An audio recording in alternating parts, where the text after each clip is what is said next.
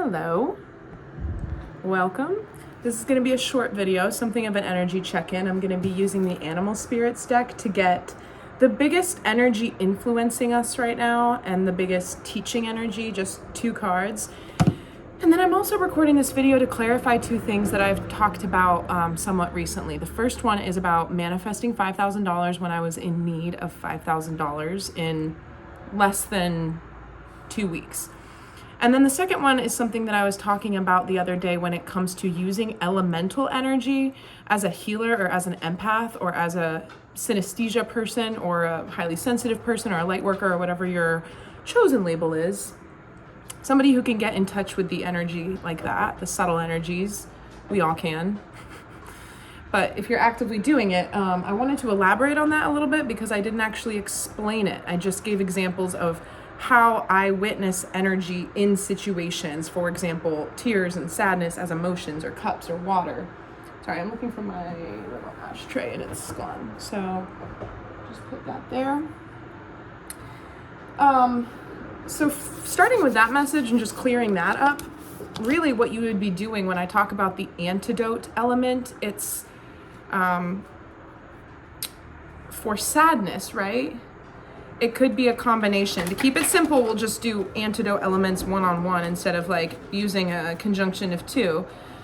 So if somebody was significantly sad, crying in front of me, I would use fire to combat that because fire is about passion. It's about lighting a spark, and it would help to energize the energy that is being purged out by way of tears, by way of sadness, by drawing the energy into a new avenue, a new spark of passion. And it doesn't have to be for anybody, right? We can direct our passionate, inspired energy, or the energy of like the suit of wands in the tarot. It's of spirit. It's the suit that mirrors our consciousness. And so the element of fire can ignite a new direction for energy to move. We can see it as blazing a path or a trail that was previously not opened. And so as an antidote, healing element for somebody who is overly saturated in a watery space, it can open up a new way for energy to express. And another one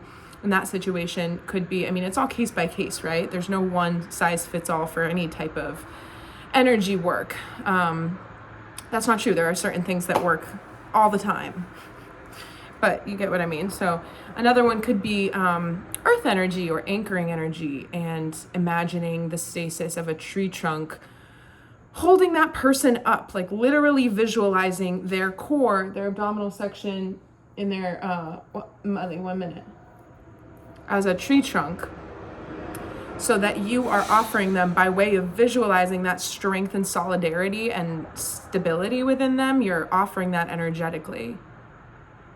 And this is interesting. It's bringing up this idea in my mind about how a lot of the times if you fixate on your flaws, or if you're only focused, like right now I have a pimple, do you see it?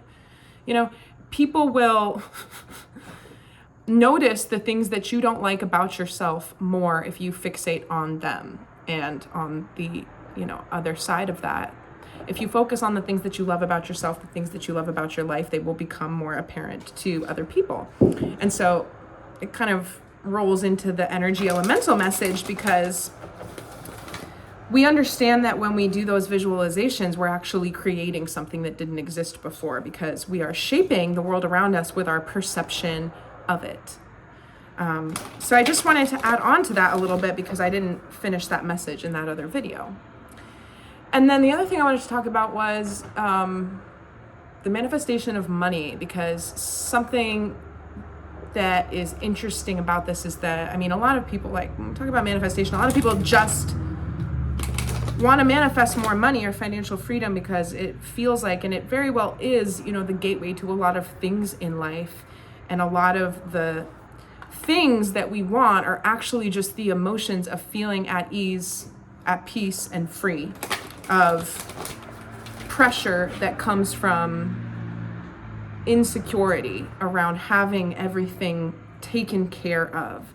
That's a feeling, and the more you can microdose that feeling, even if you're gaslighting yourself or brainwashing yourself into it, the more you'll find yourself naturally coming into those sensations and those feelings even if something material hasn't changed, because that feeling is an attractive, magnetic feeling. One person in a state of calm and peace has a powerful effect on the other people around them. And I was also reading from the Empath's Oracle yesterday in the card that I pulled about how the energy of empaths, they're not only more susceptible to feeling the energy around them, but they're also more influential in emanating energy outwards that other people will feel.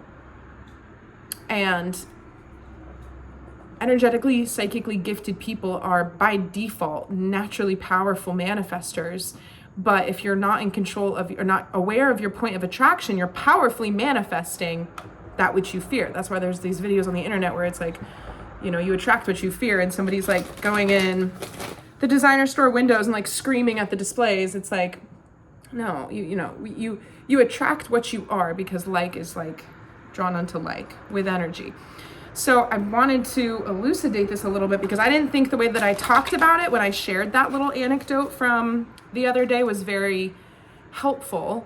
And the biggest key is the vibrational switch. And I love saying, after I put something out into the universe and I affirm it, it is done. Another version of that is, and so it is. It is done. Say it 3 times. It is done. It is done, it is done, it is done. And then you truly have to allow it to be done. Know that in the flexible elastic of space and time, you haven't experienced the delivery of the doneness, but that doesn't mean that you haven't wrapped up the package in the bow. It's out there now. You just have to put yourself vibrationally into the path where you allow it to come to you. And that path will never be on the vibrational train of doubting that it is done. So I talked about how during the Lionsgate, that was part of one of the things that I was manifesting.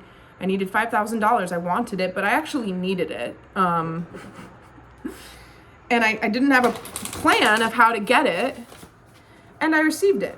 And it was a gift. It wasn't an exchange of, for service or something. I'm a painter. I haven't said that in many videos. You can kind of see, because I've turned my living room into a studio for the time being, but it's not like I was hired to do something or anything. It was a gift. And in addition to writing affirmations around this gift that I decided I was going to receive, I said, thank you for the surprise $5,000. I could show you the pages in my journal right here, but I don't want to do that because my journal is private and sacred and there's other things in there. Literally like a second grade's notebook. Second grader. Love a good decomposition book. In addition to writing it, just to get myself into that space every day of being like, I'm checking this box. It's like writing a list for what you're gonna buy at the grocery store. I would reaffirm each and every day, thank you. Yet again, just letting you know, universe, that I'm still maintaining this energy of gratitude for this $5,000 that's coming to me now. And I know that it is done. And then I would go about my day, but I did it because of the Lionsgate as like a ritualistic thing. I was doing a lot of stuff in the early mornings, repeatedly, just planting a ton of seeds for things that I'm creating in my life right now. And if you're trying to manifest money, that's okay.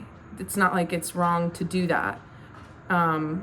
You're allowed to manifest anything you want, but it's not going to come to you unless you are aligned by product of having that with being of service to the collective in the way that we are interconnected. So that's a little bit of a side note, but spirituality and like the whole concept of manifestation sort of got hijacked for people to create these glossy internet careers around like buy my workshop, buy my course, buy my man. It's just very oxymoronic. It's very hypocritical because it still keeps the way that I see it is that there's no secrets. Like I always wonder, like, what does that actually have in it? Everybody has a different method of implementing the same rules. And I guess that is what people are paying for in addition to support and community and all of that. And again, this is not really a thing about right and wrong. It's more so just the fact that I think the way that the spiritual community, and especially on the internet, has become is cloudy. It's murky. It's muddy. And so it's fine to manifest money, but just make sure you're aligned, blah, blah, blah. What I want to say before I pull the animal cards is, if that's you and you're trying to do that, I would recommend writing down what it is that you want, what it is that you need. And then, I would actually recommend a bunch of stuff. You can email me or set up a session with me if you want to learn more about it. But I would recommend looking at what is called a bagua, B-A-G-U-A, map of your home, and using a compass and identifying the cardinal directions and seeing which quadrant. There's 9 squares in a map, a bagua map. And I'm actually sitting in the corner that I'm gonna be talking about. I have red envelopes in every single one of those 9 sectors of the bagua map in every corner appropriately of my home. I've gridded the house. I've got crystals in the right places. I have things in this envelope that live here. And I'm always changing out, which crystals are here and how I want to be putting information into this envelope to charge the energy of this quadrant. And so this is the corner of assistance, support, helpful people, mentors. It can be people, but it can also be things that come in to help you. And so you can write what it is that you need help with and put it in this corner and let it sit there. And that's a way of making it done. You've actively created something, a wish and a will, and decided with your consciousness and your ability to make things out of nothing that it's done. And so I did that as well. And then there's elements that correlate with those corners. So this corner is metal, and there's one in the back of my house in the southern direction that correlates with abundance and money, and that element is fire. So I wouldn't necessarily light candles up here, but I lit them back there, and I did it back there too. And the reason why I said email me, anybody can self-educate on that and look it up and stuff and start utilizing those principles and those methods. But if you want help, you can email me. And then the biggest trick of it is to then treat your life in that moment, even without having it be, Spirit has a plan. I don't know why I was moved to look at that. Koala Spirit, 35, number 8. Even if there's no evidence yet of it coming to you, you start to exist in the world seeing everything as being taken care of. Seeing everything as if you have received the amount of money that you're asking for and you've done what you were going to do with it, or you're living in a space now, back to the emotion and the vibrational attraction point. You would be, and I always think about the physical body, because if somebody gave you like the news that you're wanting to hear so badly, whatever that is right now, whatever you want the most, whatever you're the most on edge about, the biggest uncertainty, if it was cleared away, if it was gone, if it was taken care of, if it was handled, if it was whatever, you would feel some kind of way. And you can imagine in your body right now how much more like a deep exhale that would be. That's what you have to do after you make your request, your written request. You can do the bagua thing, you cannot. It doesn't really matter if you don't believe in it, but there's really no harm except for to the ego of how we perceive ourselves, like, what the fuck am I doing? Get out of that. You're allowed to do whatever you want. And the reason why I've started my YouTube channel, it's such a slow burn, it's such a slow start, but I've done so many things in private for so long, and the efficacy is just, I've got results for days, but I've lived in this funny space of being a private practitioner, and then I don't have the full wind of support from the universe in my sales because I'm like somehow closeted. So the channel in practice has been for me to speak on the things that I do more candidly, and so that other people can pick up these tools if they would like them.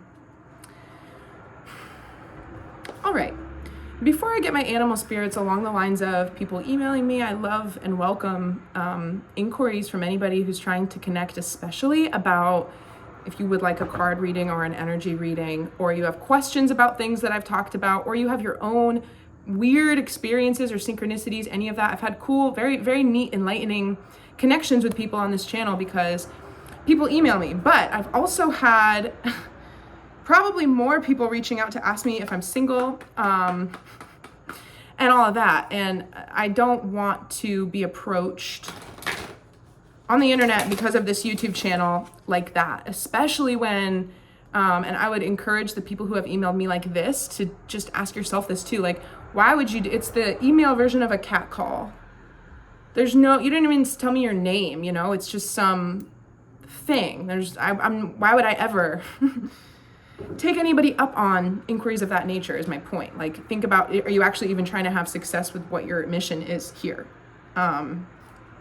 And they're not all like that. Some people are very nice, but it's still, and I'm very flattered, by the way, thank you. That's not what this is for though. And I just wanted to say that, but you know, hopefully that doesn't push anybody away. I'm gonna have 10 less subscribers tomorrow, but so be it. I want people to email me, and I want to have conversations with the people that watch these videos and the people that these videos help. But please be respectful, that's all.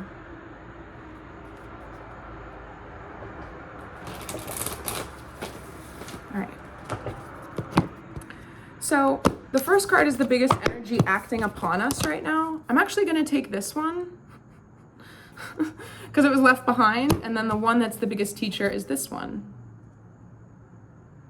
Love it because it's actually tying into the message about abundance and manifestation that I was just talking about. And I'm a little wired today and weird because the energy is still super funky. It was another day that was, in my world, in my experience, very much outside of the normal flow of the passage of time. The whole day was like 30 minutes long. Strange. And then again with like feelings of overstimulation, or like feeling a little bit funny as in the way I inhabit my body. Like, anyway, just a funny day. So excuse the way about me today. I need to chill. I need some personal time. I need to go for a walk. I just need to decompress. I haven't done that yet. So anyway, overcome any obstacle. This is the biggest energy acting upon us right now. So it could feel like you're being tested for some reason. It could feel like it's just one thing after another. It could feel like there's a lot of unknown question marks and you're creating obstacles because you're sitting in the energy of not knowing, which is never comfortable. We don't like that. We like to know. And sometimes we try to go out of our way to wrangle answers out of the clouds that aren't ready to be wrangled yet. There's a divine timing and a flow to how we experience things. And sometimes sitting in the unknown is more of a teacher than going out and trying to seek clarity, because what we do and how we behave and how our emotions guide us when we're in spaces of unknown is very valuable. And I'm sorry, by the way, as well, if my window's cracked and so there's a lot of traffic right now. If it's loud, I'm sorry. This one is our greatest teacher. Now is a lucky time. So tying in with the abundance message. Guys, oh, come on. All right. No.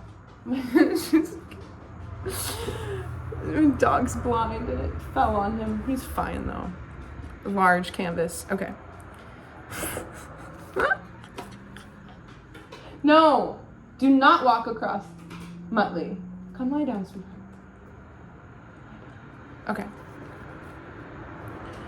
So what I feel like we are experiencing and realizing is that luck can come to you when you keep yourself open for the universe to provide solutions. It's very, very similar to detaching enough vibrationally. Like if there's a problem, right, and you're considering it, you probably have some level of relating to the problem with a problematic eye. Like when we look at a problem, we are identifying that it's problematic. We're not seeing solution because we're staring at a problem. And it's very counterintuitive and it's very hard and it feels irresponsible and like a lack of poor planning and like it goes against so many things that we've been conditioned to do, because this whole world is about like setting up your 401k and having a plan and this and that. And you know, it's not magical. It's very locked in. It's very fixed. There's no wiggle room for the breath of life and the quilt of how things are all interconnected to shift enough to deliver you what it is that you seek. And now is an incredibly lucky time. I've been noticing in my own life, and I've been hearing from other people who are noticing in their lives, just how much we can witness these rifts in what we perceive as being very incontestable, very solid or locked in. There's so much movement in a quantum way. Like everything's completely fluid, in motion all the time. And once we loosen ourselves into the knowing of that by becoming a part of it, like allowing yourself to change rapidly, you know, and rest and acclimate to your changes and all of that, but like also just don't be too attached to the identity of yourself that you're creating, you know, because if you only see yourself in a certain way, in a certain, you know, then that version maybe isn't aligned with the luck, with the blessing, with the thing. And the more we allow ourselves to be, I'm seeing like tumbled stones becoming polished. And that's what obstacles do to us. It's not like, look at the little cute crown on her horn. It's so cute. I'm also being drawn to the spirals on the horns, as in like directing energy upwards through our chakra systems.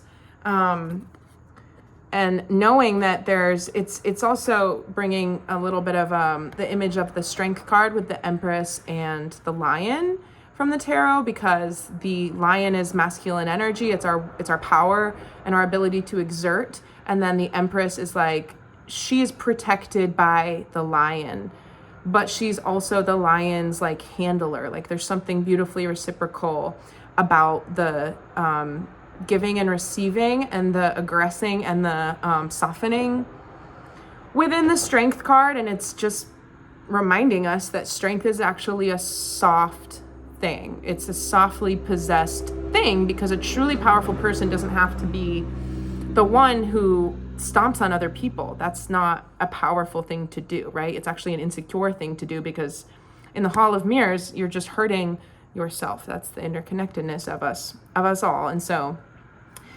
this is the biggest energy acting upon us. This is our biggest teacher. And they're also creating kind of a lovely dichotomy between, you know, like members of the animal kingdom. And what's interesting is that this rabbit has wings, I guess, made of leaves. I've never really noticed that, but they are attached to the body and they're like wings. So shape-shifting again, you know, transforming, transfiguration, becoming something new, becoming something that you didn't even know existed, by way of trust, and finding stability in the instability, finding comfort in the discomfort. 4 and 9 adds up to 13, reduces down to 4, which is stability. That's 4 pillars. That's like the 4 of Wands card. That's the kingdom. That's the stable sensation that you can find spiritually. If you're still looking for your groundedness in the 3D physical world, you have to be able to go create it inside now. You're not going to see it. Well, that's, don't take me the wrong way. That sounds a little convoluted. You deserve, as we all do, to have material stability in the 3D physical world, but you can't go try to build it out there if you don't have it in here. It's like people winning the lottery and squandering away that money because they're not responsible stewards of wealth. They don't know what to do with it. They didn't want it to manage and have the feeling of it, right? It like burning through money to spend it is about things, and those things are about feelings or experiences that those things provide. And then it's not a loop, it's not a feedback loop of generating more abundance through the feelings, right? Because people find in those situations, when they go through and through and through, is that's that really hungry, hedonistic, vapid layer of society that a lot of people are existing in permanently.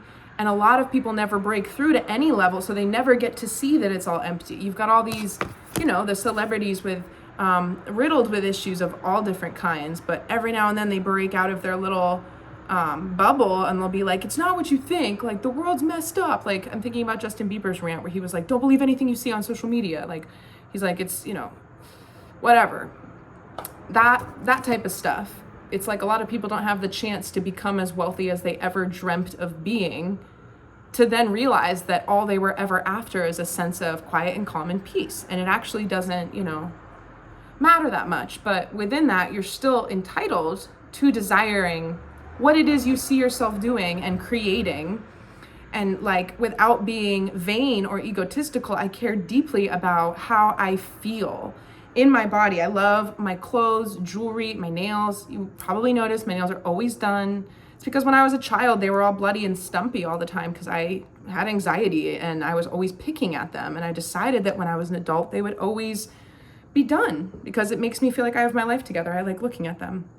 I mean, they're sort of like a wellness tool. They live right here with all my tattoos, which I haven't talked about in a while either, but these are dialectical behavioral therapy, mindfulness modalities that I made when I was in treatment for my eating disorder 12 years ago. But it's okay to want to have the things that you want. You don't even have to, like, anything against yourself. Like, when you tell yourself you should be more modest, you should be more this or that, that's still judgment. You might only be harboring it for yourself and your own choices, but it's not a lucrative energy. It's not an energy that invites the miracles of overcoming obstacles with good fortune. And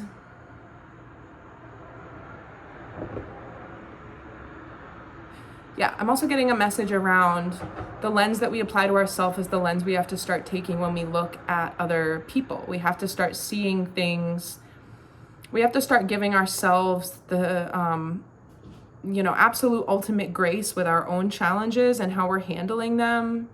There's never going to be, you're not going to run out of time, actually, for any of the things that you're trying to do. You're not going to run out of time. You have plenty of time to make the right decision. So release the anxiety that there is a wrong one and just go fuck around and find out. That's why they say that. The graph. All right, I need to get outside and breathe some clean air. What's the biggest advice right now? Let me just end on that and then not talk about it for 20 minutes, but actually get up and go. Biggest advice. That's too many, so we're gonna leave all those on the floor. Shuffle one out.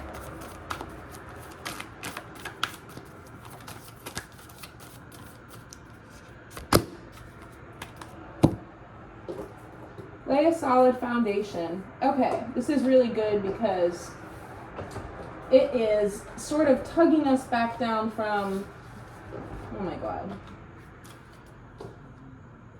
the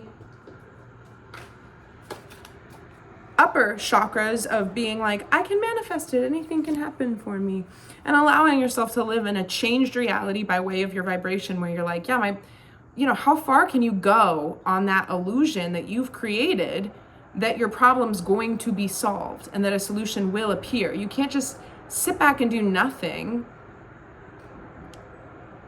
But don't act as if your problem is still as problematic. But this card, Lay a Solid Foundation, Beaver Spirit, number 6, is helping us to remember that there are steps that you can take in the meantime while you're waiting in the unknown. If the obstacle is a true obstacle that you don't have a way to move or the right amount of strength. I'm also seeing like the days on a calendar crunching together like a compressed tractor trailer that got in an accident or something.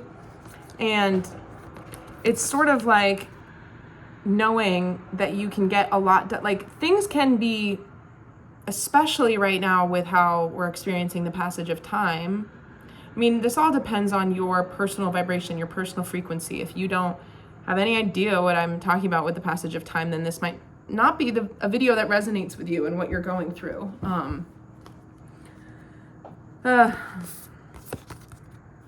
So yeah, remembering as the advice to lay a solid foundation is just tending to the things that you can actually reach out and touch. We always start to address things that are well beyond our control if not really, with our worry, with our contemplation of, again, looking at that problem that brings you into the problematic frequency. And this is why the distraction energies on the world stage are ramping up so incredibly hard right now. We're seeing some old players come back in, like these same stories. Like, again, I've got so many ideas for this art piece that, I mean, there's a version of it that I've been making since 2020 with news clippings that started coming out in 2020, but there's this new level of like collage that I have to do because it's the same faces, it's the same articles, it's the same, this is months and months and months and months, and we're all too busy to realize. It's like this collective amnesia, and everyone's like, oh, did you see that? I'm like, yeah, I saw it. They put that out a year and a half ago as well. This is not, none of it is actually new news. Interesting. But it really takes us, it swirls us. It's the egg beaters coming in to mix everything up. And when you bring it back to your present self, it's not selfish. It's actually how you key into the real experience of life. And you address yourself and find your peace, and you become a good puzzle piece to the puzzle. That's all you can do. You're not able to even go over there and do anything about that. And we get all mixed up in like where we put our currency, like donations and money and support in that too. And like, that's, again, like, give to what you can see through. Your energy, your attention is more valuable than your money. Absolutely. It's threatening to just turn into a very long reading, and I'm exhausted, and I'm not sure if I'm going to post it because the canvas fell down, and it's just been a whole thing. So that's all I got this evening. I hope everybody's doing really well. I can get this card too. Think on your feet, lay a solid foundation. You can overcome any obstacle. Things are going to be moving pretty quickly. I said this a little while ago, but this was me driving back from being up north, and I was in the car, and I was talking about the energy of September and how it's sort of half and half. There's these 2 weeks, and then the end of the month is a different speed. And so that beaver energy, lay a solid foundation, is also about being diligent right now with your efforts in the earlier part of the month, and releasing any of the there are funny little, like, almost like whispers in my ear, like little like voices, right? Voices of people who do not agree with you, who do not see eye to eye with you. You have your own right to create this space where you're going to live in whatever way you're guided to, even if it's a deviation from how other people in your life have seen you go and seen you live. It's okay. Perhaps it's their karmic path, and it's your role and your interaction cosmically and karmically for them to see you do that, for you to endure being different and for them to see you do it. But also, just back to the word diligent, there's this, just like these whispers in the margins, this distraction energy. Very interesting how the people in our lives or in our greater circles, they can pick up the energy of the collective fear and try to pass the hot potato back to you and get you involved in what you do not fear, because you're taking a higher dimensional vantage point on what's happening. You don't see it that way. But once you get to a certain point spiritually, you cannot verbally explain that. That ship has sailed. It cannot be explained. It can only be felt. If you try to explain it, it's not going to work. The words that you can come up with to try to talk to somebody about it are not going to be sufficient, because nothing can replace the experience of changing your own vibration. You cannot have the same thought forms like I was talking about in yesterday's reading at lower vibrations. It just won't happen. They're different methods of living and ways of being. Your brain is in a different state. So I hope that was helpful, and I hope everybody's doing well. And I'm going to take a bit of a hiatus now for, I don't know, some time. I need to decompress, and I have a billion things to address. And the last thing that I'll say, which I've said like 60 times, is that it dawned on me the other day that everything I'm working on creatively is for other people right now. I have a wedding dress rehearsal dinner mural in the works, and I've got oil painting commissions, and I've got mirrors for a baby's nursery that are hand painted. all of these things are for other people, and that's great. I love making art for other people. I love creating things that people have asked me to make, and I love having a idea and implementing it. You know, I love it. However, if you have gifts that you've been pure, like, just remember, I'm extending it as a message because I'm choosing to speak it, and I'm always, you know, intuitively sharing what it is I feel that needs to be shared. So just remember to create things for you too, for the pure joy of it, for no purpose, right? This is bringing all these quotes to mind, like being an artist, being a creator, you have to remember that there's no point. You have to just keep creating. Not everything you make is good. Not every, you know, we live in such a critical world of scrutiny, and everybody's under such thick, you know, surveillance, if not by Big Brother, by like our peers. Like, is it really a painting if I don't post it on Instagram? Yeah, it is. And it still does something, and it still matters. And sometimes I have to remind myself of that because I want to be able to be engaged with my artistic practices. But if we make everything that we love into a chore and into work, then you lose that pure connection to why you're doing it. And you're not letting, you know, the way that energy moves through us when we're in our lane, the lane and the alignment, in an aligned place with our gifts, our natural gifts, and what we love. When I say natural gifts, it's just the things that fuel you and give you energy that you love. It could be something that's not even, you know, seen as a official like thing or job or anything. This is just how we like to use our energy. That's where you grow and evolve. That's where the universe, if you keep moving your energy through that avenue, like if I keep painting and painting and painting, it's going to change dramatically what I'm able to do, the impact it has, how it makes me feel, how it can change other people. All of that is the most, you have the most traction there to be somebody who impacts change on others in a good way and to live a life of fulfillment. Okay, bye.